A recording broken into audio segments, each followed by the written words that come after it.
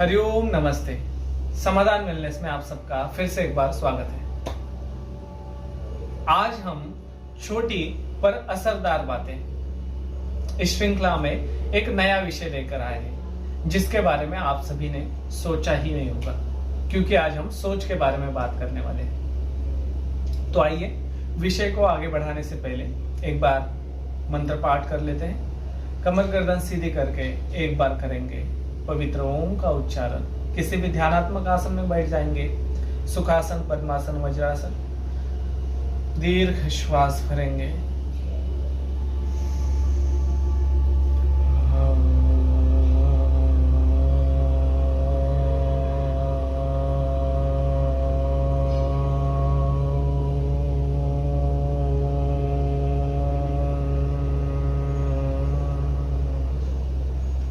दोनों हाथों को नमस्कार मुद्रा में ले आएंगे। ओम भूर्भुवस्वः तत्सवितुर्वरेण्यं भर्गो देवस्य धीमहि धियो यो नः प्रचोदयात्।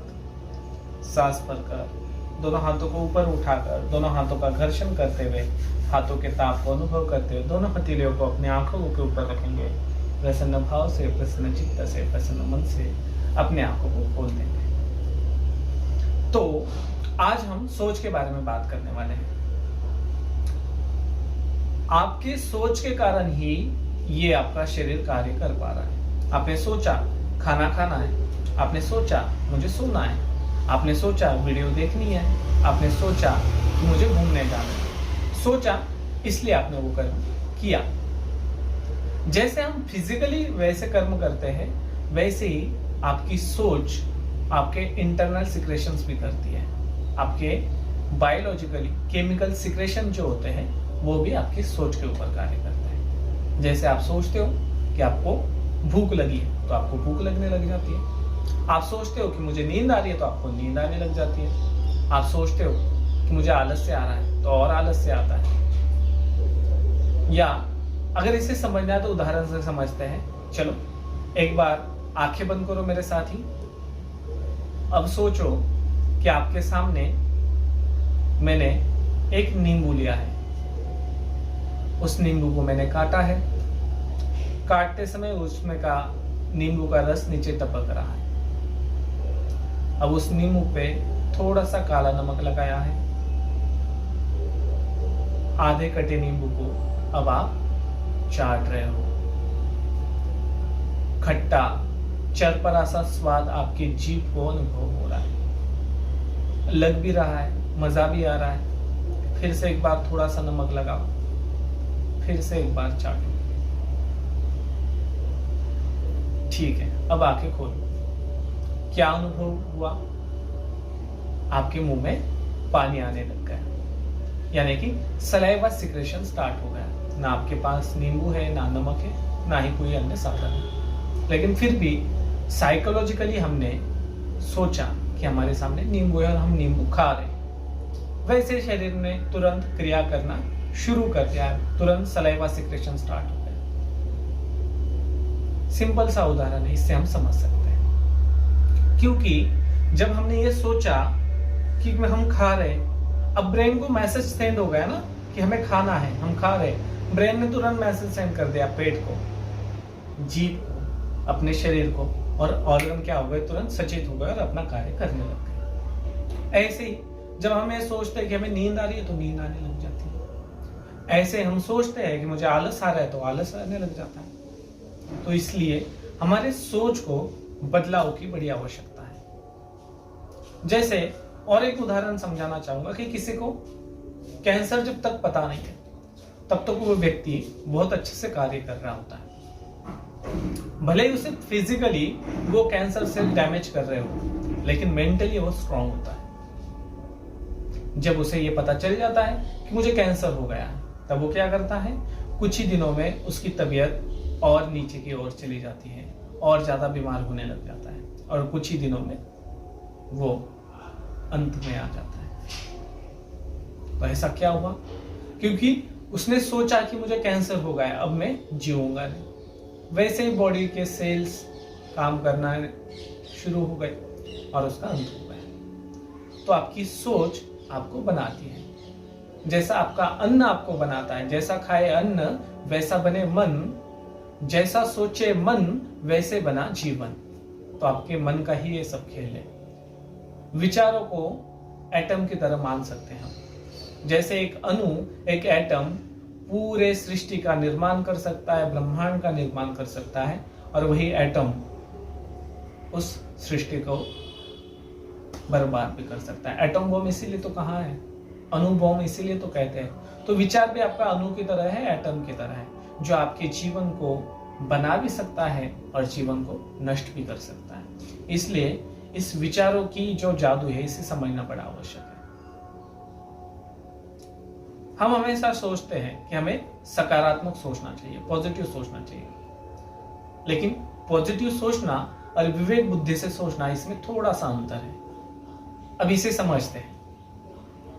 पॉजिटिव सोचना कैसे होगा कि एक बार क्या हुआ, जैसे डॉक्टरों के कैंप लगते हैं गांव गांव जाकर, ऐसे एक कैंप लगा डॉक्टरों का, और वो गांव वालों को ये समझाना चाह रहे थे कि नशा आपके शरीर को किस तरह से बर्बाद कर देता है, या दारू आपके जीवन में कैसे शरीर को इफेक्ट करती है। तो उन्होंने क्या किया, एक ग्लास में दारू ली, एक ग्लास में सादा पानी लिया। अब उस पानी में एक कीड़ा डाला और दारू में एक कीड़ा डाला। थोड़ी देर बाद दारू में जो कीड़ा डाला वो मर गया, और जो पानी में डाला था वो जिंदा रह गया। अब डॉक्टर ने पूछा गांव वालों की कि आप लोगों को क्या समझ में आ रहा है। तो कई सारे हाथ खड़े हो गए बताने के लिए कि मुझे ये समझ में आया, ये समझ में। सबके हाथ खड़े थे। उस सारे पब्लिक में, जनता में एक व्यक्ति ऐसा था जो बिल्कुल उछल उछल के सामने आ रहा था बताने के लिए। डॉक्टर ने कहा, चल तू बता, तुझे क्या समझ में आया। वो दारू पीने वाला व्यक्ति था। उसने कहा कि दारू पीने के कारण जो हमारे पेट में कीड़े हैं वो मर जाते हैं। तो डॉक्टरों का समझाने का उद्देश्य ये था कि दारू आपको नष्ट करती है। उसने समझा इस तरह से। या फिर ऐसा समझ सकते हैं, अब मैं 10वें बिल्डिंग में खड़ा हूं, मंजिल पे, 10वें मंजिल पे। अब मैंने सकारात्मक सोचा कि मुझे कुछ नहीं होगा, और मैं ऊपर से कूद गया। तो नॉर्मल सी बात है, हाथ पैर तो टूट ही जाएगा। तो मैंने तो सकारात्मक सोचा था, तो हाथ पैर नहीं टूटना चाहिए था। लेकिन नहीं, मुझे उस समय विवेक बुद्धि से सोचना पड़ेगा कि यहाँ से 10वें मंजिल से मैं अगर छलांग लगाऊंगा तो मेरा हाथ पैर टूटेगा, मुझे नहीं लगानी चाहिए। तो हमेशा व्यक्ति को विवेक बुद्धि के साथ सोचना बड़ा आवश्यक है। अब इसे हम रोग के साथ अपने जीवन में देखते हैं कैसे कार्य करता है। हम जब हमें कोई रोग होता है, जैसे किसी को सर दर्द होता है, किसी को पेट का दर्द होता है, किसी को कॉन्स्टिपेशन होता है, तो ऐसा कहा गया है कि हमारे लाइफ में जो डिजीज होती है, तो 70% डिजीज ऐसी है जो साइकोसोमेटिक है। हमारा इनडाइजेशन, हमारा कॉन्स्टिपेशन, हमारा गैस, हमारी एसिडिटी जितनी आहार पे डिपेंड करती है, उतनी ही आपकी सोच के ऊपर डिपेंड करती है। और आप देख सकते हो, कभी कभी अगर आप परेशान हो तो आपको भूख लगना बंद हो जाता है। आप जबरदस्ती खाना तो खा लोगे, लेकिन वो डाइजेस्ट नहीं होगा, वो एसिडिटी भी कर देता है। आपको उस समय भूख नहीं लगेगी। ये शरीर और ये मन एक दूसरे के ऊपर आश्रित कार्य कर रहा है। शरीर अच्छा है तो मन अच्छे से कार्य करेगा, मन अच्छा है तो शरीर अच्छे से कार्य करेगा। लेकिन हम सब शरीर को अच्छे करने के पीछे लगे हुए हैं अभी, तो साथ साथ मन को यानी कि विचारों को भी अच्छा करना अति आवश्यक है। जब हम विचारों से सोचते हैं कि मैं ठीक हो रहा हूं, तो शायद आप ठीक होने लग जाते हो। जैसे मेरे ब्रेन को पता है कि मुझे प्राणायाम करने से लाभ होगा। अगर वहां पे क्वेश्चन मार्क आ गया कि मुझे प्राणायाम करने से लाभ होगा या नहीं होगा, तो मन तो द्विधा मनस्थिति में चला गया, ब्रेन द्विधा मनस्थिति में चल गया। अब उस ब्रेन को पता नहीं चल रहा है कि मुझे क्या सिक्रेशंस करने हैं बॉडी में। वो चलते जा रहा है, चलते जा रहा है, चलते जा रहा है।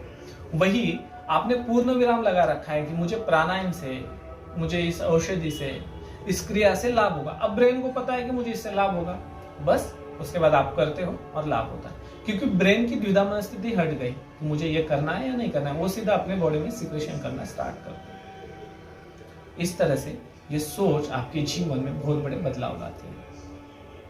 इस सोच को हम जितना समझेंगे उतना गहनता बहुत बड़ा विषय है, लेकिन मैं आपको थोड़ा बहुत जो आपके जीवन में उतारने के बाद आपको बहुत लाभ मिलेगा इतना समझाने की कोशिश कर रहा हूं। तो अपने सोच को बदलने की अति आवश्यकता है। जो भी आप करो, प्राणायाम करो, योगाभ्यास करो, षटकर्म करो या अलग अलग क्रियाएं करो, उसमें विश्वास होना अति आवश्यक है, उसमें आपकी भक्ति होना अति आवश्यक है। तो अपने आप वो कार्य फलित हो जाता है या उसका लाभ मिल पाता है। तो आइए आज के सत्र में हम इतना ही समझते हैं। ये वीडियो आपको कैसे लगा और ऐसे अन्य विषयों के बारे में आप क्या जानना चाहते हो, इसे हम कमेंट में कर सकते हैं। चैनल के सब्सक्राइब कर सकते हैं और वीडियो अच्छा लगा हो तो आप लाइक भी कर सकते हैं। आप सबका बहुत बहुत धन्यवाद। हरि ओम, नमस्ते।